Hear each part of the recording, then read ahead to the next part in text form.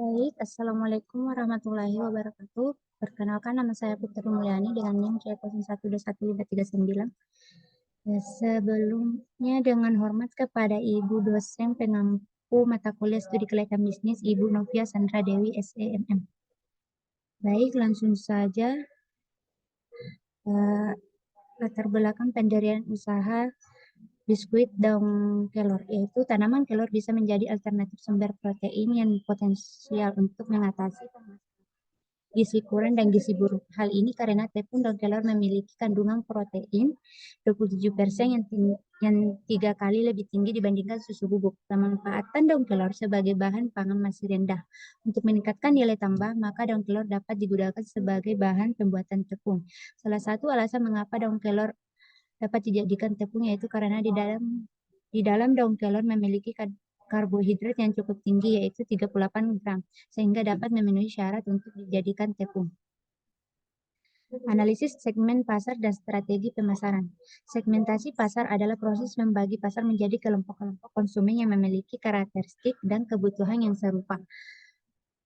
Untuk usaha biskuit daun kelor dapat dilakukan beberapa faktor, yaitu A. Demografi, meliputi faktor-faktor seperti usia, jenis kelamin, pendapatan, dan lokasi geografis.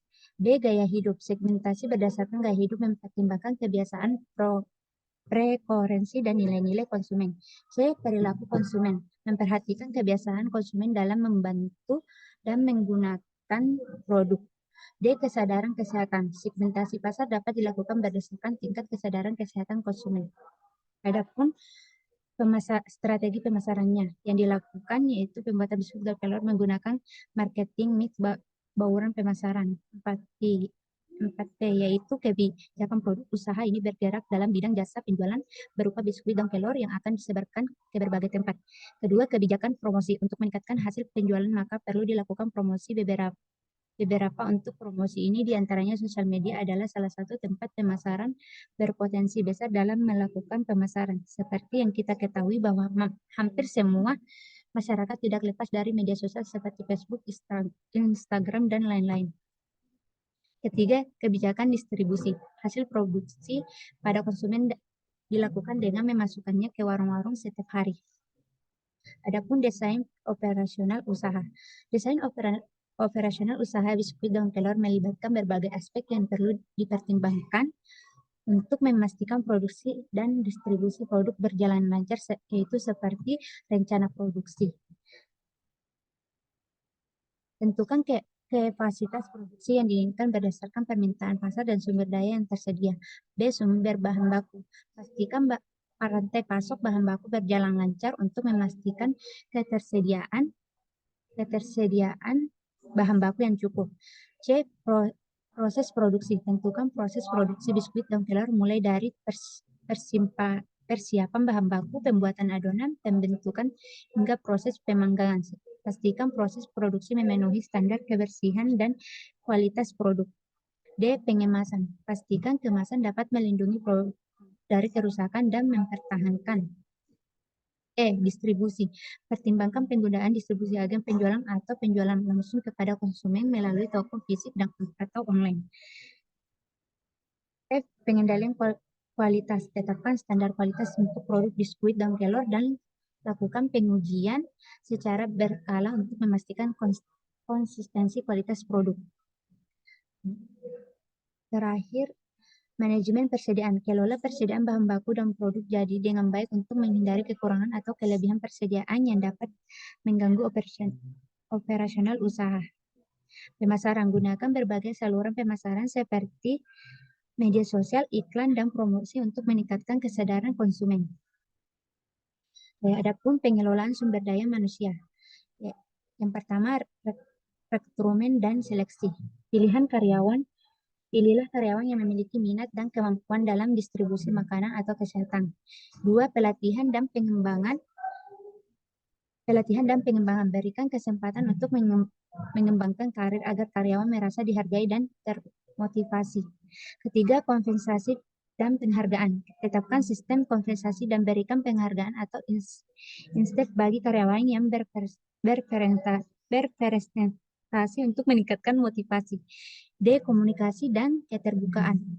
Berikan kesempatan bagi karyawan untuk memberikan masukan, keluhan, atau saran agar mereka merasa didengar atau terlibat dalam pengelolaan kinerja. Lakukan evaluasi kinerja secara teratur dan berikan umpan balik konstruktif untuk membantu karyawan meningkatkan kinerja mereka.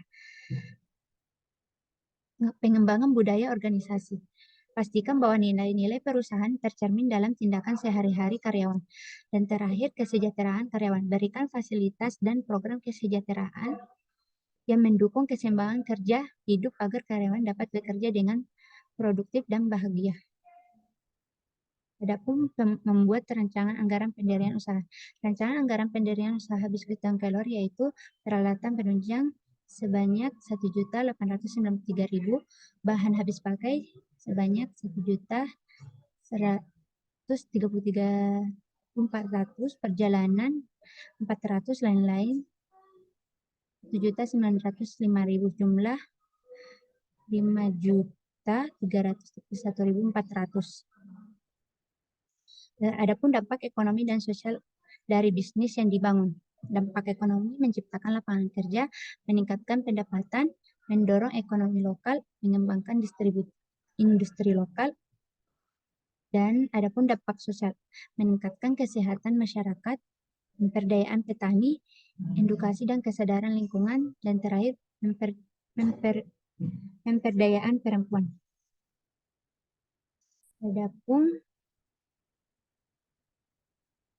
Adapun peluang dari bisnis yang dibangun. Ancaman usaha biskuit dan kelor menghadapi tantangan kompleks dalam menjaga kebersihan dan kelangsungan di pasar. Persaingan yang semakin ketat dengan produsen makanan sehat dan biskuit lainnya menuntut strategi pemasaran yang cerdas untuk mempertahankan pangsa pasar. Selain itu, ketergantungan pada pasokan bahan baku utama seperti daun kelor menimbulkan resiko gangguan produksi yang bisa mempengaruhi ketersediaan produk. Adapun peluangnya yaitu produk biskuit daun kelor ini dibuat praktis agar konsumen mudah menikmatinya. Peluang produk ini cukup besar karena banyak yang belum mengetahuinya, maka akan membuat rasa penasaran akan biskuit daun kelor dan terbukti hasilnya untuk meningkatkan atau memperbaiki asupan gizi pada balita. Adapun strategi penguatan usaha. Yang pertama, melakukan inovasi pada produk biskuit daun kelor. Yang kedua, meningkatkan kualitas produk. Yang ketiga, menggunakan strategi pemasaran yang kreatif dan efektif. Keempat, ekspansi pasar. Kelima, kemitraan strategi. Keenam, diversifikasi produk. Ketujuh, pengelolaan keuangan yang bijaksana. Dan terakhir, keterlibatan komunitas. Adapun harapan dan usaha yang didirikan. Mendirikan usaha biskuit daun kelor membawa harapan yang menginspirasi para pelaku bisnis untuk berkontribusi pada kesehatan masyarakat dan inovasi produk lokal.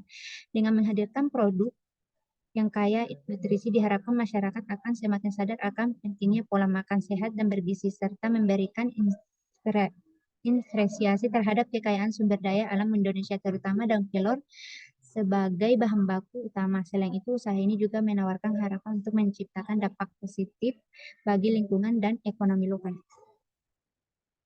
Adapun persiapan mental seseorang wirausahawan. Seorang wirausahawan dalam bisnis biskuit daun kelor perlu memiliki visi dan misi yang jelas untuk memberikan arah dan tujuan jangka panjang. Ketahanan mental sangat penting untuk menghadapi penolakan dan kegagalan awal. Fleksibilitas dan adaptabilitas diperlukan untuk menanggapi perubahan pasar dan kebutuhan konsumen. Selain itu, kemampuan mengelola stres dengan baik melalui meditasi, olahraga, atau hobi menyenangkan membantu menjaga keseimbangan mental. Keyakinan terhadap produk dan diri sendiri juga penting, terutama dalam memahami dan memasarkan manfaat daun kelor untuk kesehatan. Terima kasih. Sekian dan terima kasih. Lebih dan kurangnya mohon dimaafkan. Thank you.